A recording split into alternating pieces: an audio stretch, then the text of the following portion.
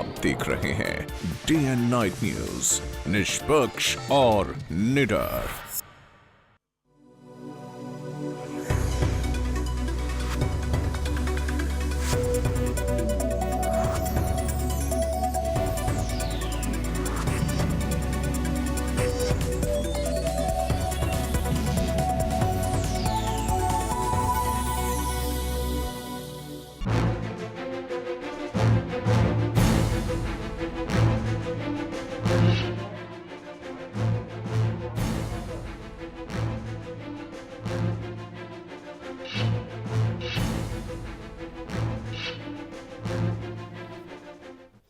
हमीरपुर की भाजपा नेता उर्मिल ठाकुर ने भाजपा को अलविदा कह दिया है। उर्मिला ठाकुर कांग्रेस में शामिल हो गई।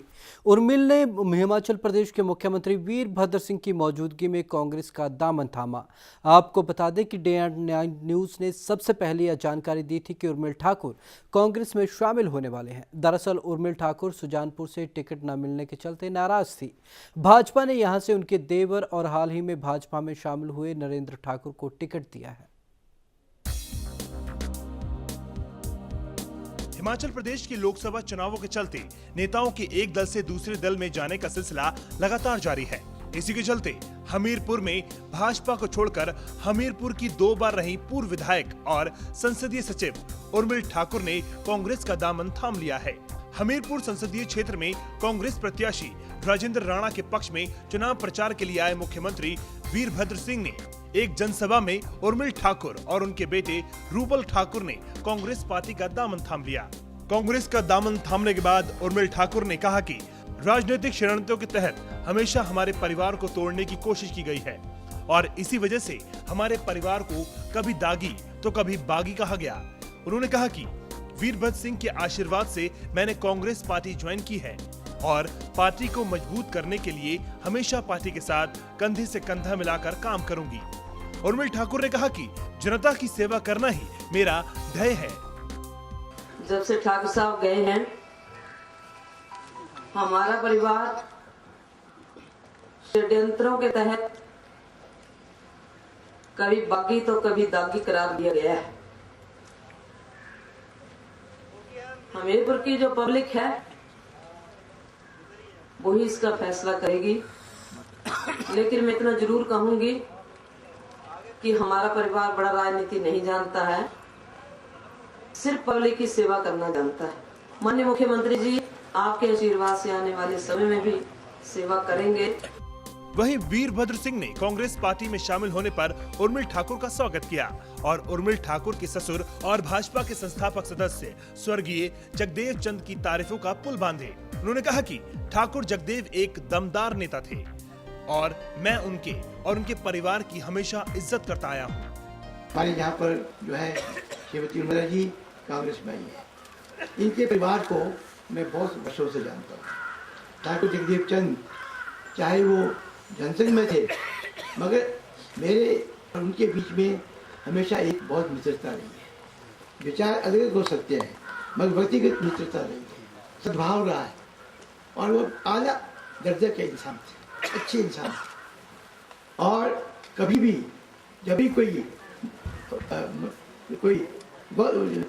वक्त आता था या उनकी सहायता की जरूरत होती थी तो बिना कुछ कहे वो कुछ ऐसा कर जाते थे जिससे कि सारी समस्या का समाधान हो। वीरभद्र सिंह ने कहा कि उर्मिल ठाकुर हमारी बेटी की तरह है और कांग्रेस पार्टी में भी उन्हें पूरा मान सम्मान मिलेगा। इस मौके पर उर्मिल के बेटे रूबल ठाकुर का भी वीरभद्र सिंह ने स्वागत किया और उनके उज्जवल भविष्य की कामना की। आज मैं ये कहना चाहूँगा कि उनके परिवार की एक सदस्य हमारे बीच में आई है, वो हमारी बहन है, हमारी बेटी है और हमारी पार्टी की एक अच्छी सदस्य रहेंगी और उनका पार्टी के अंदर पूरा मान सम्मान उनको मिलेगा जैसा मान सम्मान में ठाकुर जगदेव सिंह किया करता था। गौरतलब है कि उर्मिल ठाकुर हमीरपुर विधानसभा क्षेत्र से 2 बार विधायक रहीं और भाजपा के दिग्गज नेता और पार्टी के संस्थापक स्वर्गीय ठाकुर जगदेव चंद की पुत्रवधू हैं। ठाकुर जगदेव चंद के देहांत के बाद उनकी राजनीतिक विरासत उर्मिल ठाकुर ने ही संभाली और हमीरपुर विधानसभा से 2 बार विधायक चुनी गई थी। पिछली बार के विधानसभा चुनावों में उर्मिल ठाकुर सुजानपुर विधानसभा क्षेत्र से भाजपा की प्रत्याशी थी, लेकिन वह चुनाव हार गई थी। इस बार सुजानपुर में हो रहे उपचुनाव को लेकर उर्मिल ठाकुर को पूरी उम्मीद थी कि उन्हें भाजपा पार्टी से टिकट मिलेगा, लेकिन ऐसा नहीं हुआ और हाल ही में उनके देवर नरेंद्र ठाकुर कांग्रेस छोड़ भाजपा में शामिल हुए और उन्हें पार्टी ने सुजानपुर से विधानसभा का प्रत्याशी घोषित किया है। इस नाराजगी के चलते आज उर्मिल ठाकुर ने भाजपा छोड़ कांग्रेस का दामन थाम लिया है। हमीरपुर से पुनीत बत्ता, डे एंड नाइट न्यूज। केंद्रीय संसदीय कार्य राज्य मंत्री राजीव शुक्ला ने रविवार को हिमाचल प्रदेश कांग्रेस पार्टी के प्रभारी का कार्यभार संभाल लिया। वहां अपना कार्यभार संभालने के बाद राजीव शुक्ला ने दावा किया कि आगामी लोकसभा चुनावों में कांग्रेस पार्टी देश में एक बार फिर सरकार बनाएगी। वहीं चुनावी दिनों में पीएमओ अधिकारी के पूर्व अधिकारी संजय बारू की विवादित किताब पर भी झूठ का पुलिंदा करार दिया। हिमाचल प्रदेश कांग्रेस पार्टी के प्रभारी का कार्यकाल संभालते ही राजीव शुक्ला ने बीजेपी पर जमकर निशाना साधा। शिमला स्थित राज्य कांग्रेस मुख्यालय राजीव भवन में एक पत्रकार वार्ता के दौरान राजीव शुक्ला ने बीजेपी के प्रचार को देश की जनता को गुमराह करने वाला बताया। बकौल राजीव शुक्ला, जिस नरेंद्र मोदी की लहर के सहारे बीजेपी अपना प्रचार कर रही है, वो लहर है ही नहीं। शुक्ला ने कहा कि कांग्रेस शासित यूपीए सरकार के कार्यकाल में जनता के लिए अनेकों योजनाएं शुरू की गई थी, जबकि खुद को जनता की हितैषी बताने वाली बीजेपी ने अपने पूर्व कार्यकाल के दौरान कोई बड़ी योजना तक शुरू नहीं की थी। वाजपेयी सरकार का आप एक योजना बता दीजिए अगर आपको याद हो वाजपेयी गवर्नमेंट की, और यहाँ मैं आपको 10 योजनाएं गिना सकता हूँ जो इस सरकार की, चाहे किसानों की कर्ज माफी हो, चाहे मनरेगा में करोड़ों लोगों को रोजगार देने का हो, चाहे राजीव गांधी हेल्थ मिशन हो स्वास्थ्य के लिए, चाहे इंदिरा गांधी वृद्धावस्था पेंशन हो, चाहे इंदिरा गांधी आवास योजना हो, चाहे राजीव गांधी ग्रामीण विद्युतीकरण हो, चाहे ये भोजन का अधिकार हो, चाहे सूचना का अधिकार हो, चाहे लोकपाल लगाना हो, जितनी चीज चाहिए किसानों की भूमि अधिग्रहण हो, तो कितने काम किए फेरिस्त है और वहाँ उनका एक काम भी याद नहीं। वहीं प्रधानमंत्री मनमोहन सिंह के पूर्व मीडिया सलाहकार संजय बारू की विवादित किताब को भी राजीव शुक्ला ने झूठे तथ्यों के आधार पर व्यवसायिक लाभ देने वाला बताया है। राजीव शुक्ला के मुताबिक इस किताब में बिना तथ्यों के ही कई घटनाओं को सच्चा बताने की कोशिश की गई है। कांग्रेस पार्टी ने बिल्कुल स्पष्ट कर दिया है कि एक ऐसा प्रयास है जिसमें झूठे तथ्यों के आधार पर जो है कमर्शियल बेनिफिट लेने की कोशिश की गई है। किताब की बिक्री बढ़ाने के लिए इस तरह की गतिविधियां की गई, उसमें कि कुछ भी लिख दिया गया बिना किसी तथ्यों के, बिना किसी सबूत के, और खासतौर से चुनाव के मौके पर लाके जो है एक साजिश की गई है बदनाम करने की। ये इसमें दिए गए तथ्य पूरी तरह से गलत है और उनका कोई सरोकार नहीं है। प्रधानमंत्री कार्यालय ने भी इसको स्पष्ट किया है और कांग्रेस पार्टी ने भी किया। केंद्रीय संसदीय कार्य राज्य मंत्री राजीव शुक्ला ने रविवार को हिमाचल कांग्रेस पार्टी के प्रभारी का कार्यकाल संभाल लिया है और कार्यकाल संभालने के बाद राजीव शुक्ला ने एक बार फिर से देश में यूपीए की सरकार बनने का दावा किया है। शिमला से Mohit Prem Sharma, day and night news. प्रदेश में 7 मई को चुनाव हैं और सियासी पारा खूब गर्म है। मंडी में प्रदेश के स्वास्थ्य मंत्री ठाकुर कौल सिंह ने 7 मई को होने वाले लोकसभा और सुजानपुर उपचुनाव को लेकर कांग्रेस की जीत का दावा किया है। केंद्र की यूपीए सरकार का बखान करते हुए कौल सिंह ठाकुर ने कहा कि 10 साल की कांग्रेस सरकार ने प्रदेश को अनेक तोहफे दिए। उन्होंने जिले में खुले ईएसआईसी मेडिकल कॉलेज, आईआईटी मंडी, फैशन टेक्नोलॉजी संस्थान समेत मनरेगा जैसे कार्यक्रमों का जहां एक और बखान किया तो वहीं दूसरी तरफ उन्होंने भाजपा पर हमला किया। कौल सिंह ने आरोप लगाया कि भाजपा केवल लोगों को गुमराह करने का काम करती है।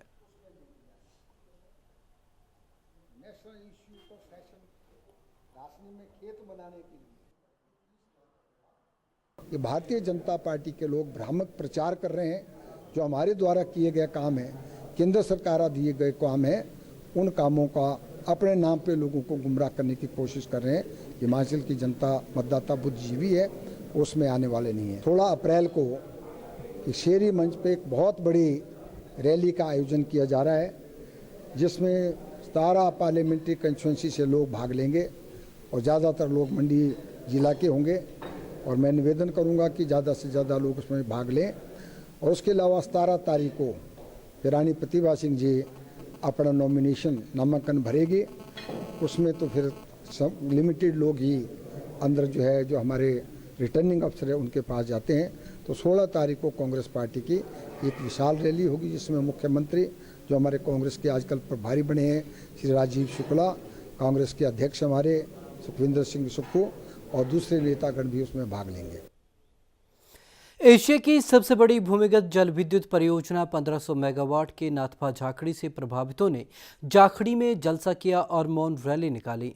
नाथपा झाखड़ी परियोजना विस्थापित कल्याण समिति के बैनर तले लोगों ने 59 दिनों से परियोजना मुख्यालय के समीप क्रमिक अनशन चलाया हुआ है। लोगों का कहना है कि अपनी मांगों को लेकर वे कई बार गुहार लगा चुके हैं और आखिरी बार वो मुख्यमंत्री से मिलेंगे और इस प्रतिनिधिमंडल ने हर गाँव से 5 लोग शामिल हुए हैं। फिर भी समस्या नहीं सुलझी तो आमरण तब तक लोगों को अनशन के साथ चुनाव बहिष्कार भी करने का ऐलान कर दिया गया है।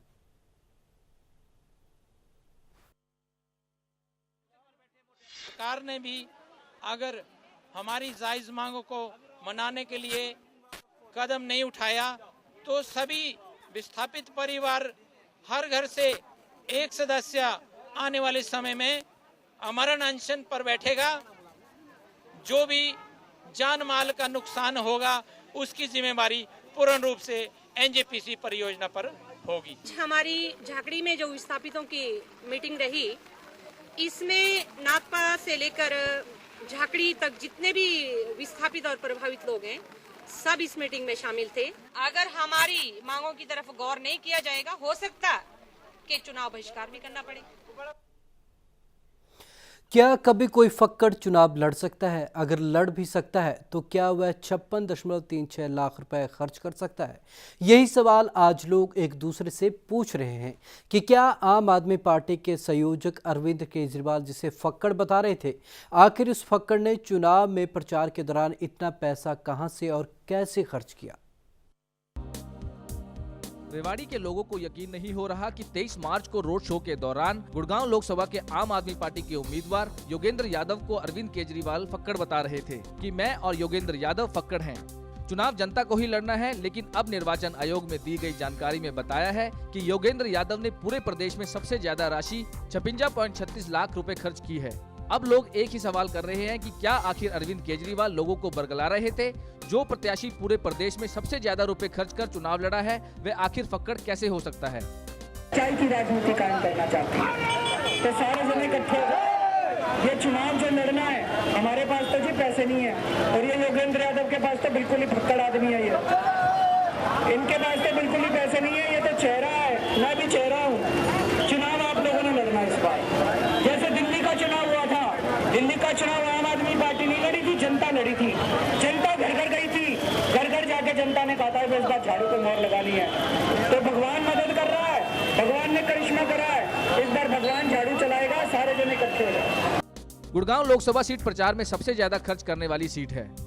प्रदेश के सभी 230 प्रत्याशी को पीछे छोड़ योगेंद्र यादव जहां पहले पायदान पे हैं, वहीं भाजपा प्रत्याशी राव इंद्रजीत सिंह ने 32.24 लाख, बसपा प्रत्याशी धर्मपाल राठी ने 34.12 और कांग्रेस प्रत्याशी राव धर्मपाल ने 30.98 लाख रुपए खर्च किए हैं।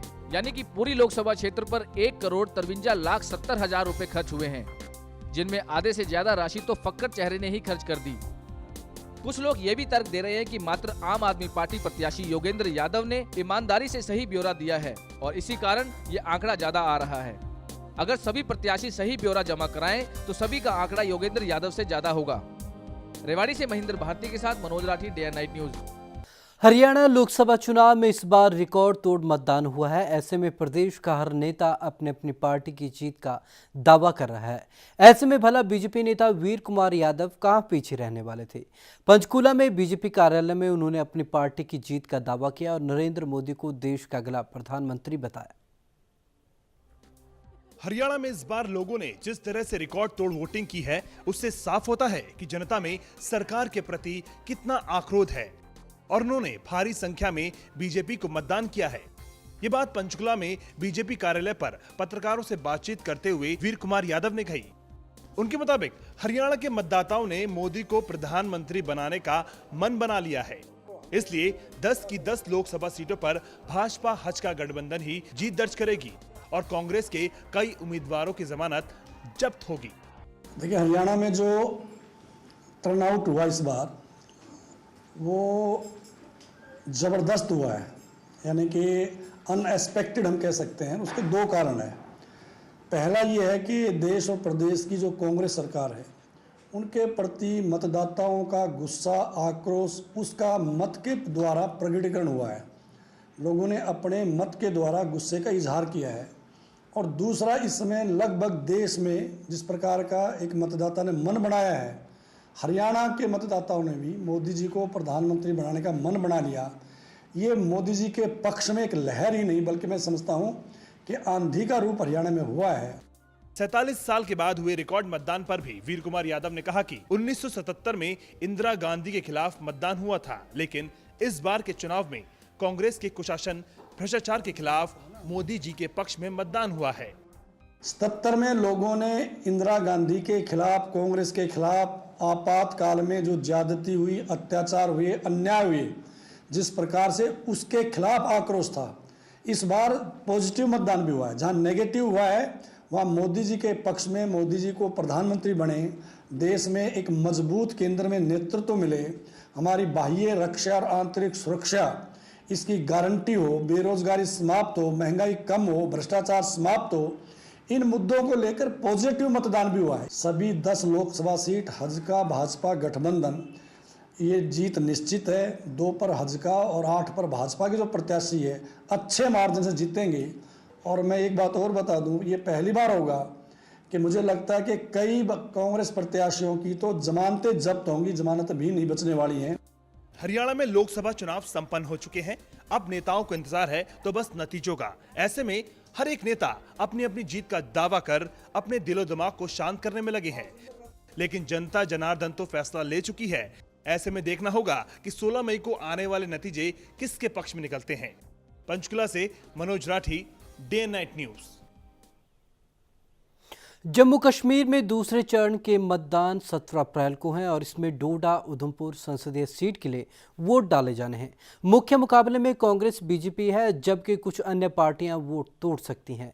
इस सीट के अंतर्गत एक बड़ा इलाका सीमा के साथ लगता है, जहां चुनाव प्रचार का असर बहुत कम नजर आ रहा है, मगर लोग बदलाव चाहते हैं। जम्मू रीजन की 2 सीटों में से जम्मू पूंछ सीट पर मतदान हो चुका है। अब 17 अप्रैल को उधमपुर सीट पर मतदान होना है, जिसमें सबसे बड़ा जिला कठुआ है, जिसका बहुत सा हिस्सा पाकिस्तानी सीमा के साथ लगता है। यहाँ हालांकि चुनाव प्रचार कोई बहुत अधिक नहीं हो रहा और कुछ पार्टियों ने अपने बैनर लगाए हैं। हालांकि कांग्रेस और बीजेपी ने कठुआ में बहुत से रोड शो किए हैं। नरेंद्र मोदी की चुनावी रैली भी हीरानगर में हो चुकी है, जो सीमावर्ती इलाका है, मगर फिर भी चुनाव प्रचार का अधिक असर नहीं दिख रहा। लोग बस गाँव में एक साथ बैठकर चर्चा करते नजर आते हैं। इनके मुद्दे चुनावी पार्टियों के मैनिफेस्टो से अलग हैं। सीमावर्ती गांव के लोगों की जमीन ताराबंदी के आगे चली गई है और मुआवजे का इंतजार है। देखिए, मुद्दे तो यहाँ बहुत सारे हैं जो कि उसका कोई हल नहीं हुआ। हमारी ज़मीन जितनी भी है वो डिफेंस के पास है, कोई मुआवजा नहीं अभी तक। उधमपुर लोकसभा सीट से केंद्र स्वास्थ्य मंत्री और कांग्रेस के उम्मीदवार गुलाम नबी आजाद का सीधा मुकाबला बीजेपी के उम्मीदवार डॉक्टर जतिंदर सिंह से है, जबकि पैंथर पार्टी के चीफ प्रोफेसर भीम सिंह भी चुनाव मैदान में हैं। गुलाम नबी आजाद पहली बार जम्मू कश्मीर से लोकसभा के लिए चुनाव लड़ रहे हैं। सीमावर्ती गांव वालों का कहना है कि जब अटल बिहारी वाजपेयी देश के प्रधानमंत्री थे और पाकिस्तान की तरफ से गोलाबारी हुई थी और हजारों गांव वालों को घरों से पलायन करना पड़ा था, तो उस वक्त सीमावर्ती विस्थापितों को मुआवजा मिला था, लेकिन इस सरकार ने उन्हें कुछ भी नहीं दिया। डालेंगे पूरा जमकर ही डालेंगे। क्या मुद्दे क्या हैं इस इलाके के? आप मुद्दे बस अपना बिजली पानी, सड़क पानी हो जाए तो सब ठीक है, और यही अपना बॉर्डर का मसला है। चाहे सीमावर्ती इलाकों के ये लोग खुलकर कुछ नहीं बोल रहे, मगर बदलाव की बात करते हैं और कह रहे हैं कि उन्हें प्रत्याशी कोई भी केंद्र में सरकार मजबूत होनी चाहिए। जम्मू से दीपक खजूरिया के साथ Manoj Rathi, day and night news. चुनावी हलचल में आज के लिए बस इतना ही। विवेक शर्मा को दीजिए इजाजत। नमस्कार। खबरों की दुनिया में आइए, हमारे साथ कहीं भी और कभी भी जुड़िए। हम मिलेंगे फेसबुक पर, हम दिखेंगे यूट्यूब पर, हमें फॉलो कीजिए ट्विटर पर। खबरों के साथ बने रहिए रात दिन।